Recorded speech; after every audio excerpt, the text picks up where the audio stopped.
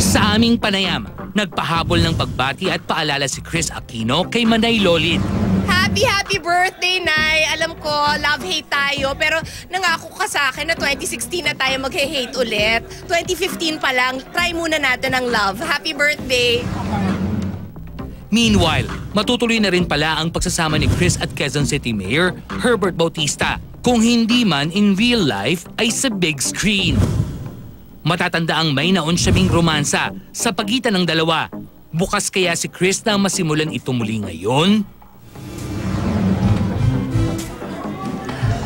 Di ba hindi sa akin manggagaling yan? Kasi hindi naman ako yung umatras. Pero, bakit? Tama naman, di ba? Tama!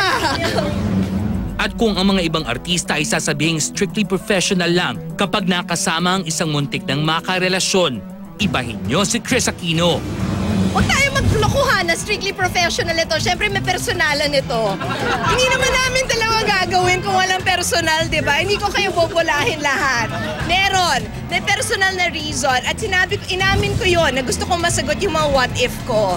Tinanong ko rin naman siya eh. Kasi sinabi ko sa kanya, he became sensitive dahil hindi naman siya sanay sa ganung level of bashing. So, nung nagkausap kami ng masinsinan, sinabi niya, ganyan ba talaga? And sabi ko, you know, your number one defense is a good sense of humor. Very candid rin si Kris sa pagsagot sa magiging limitasyon niya sa pelikula.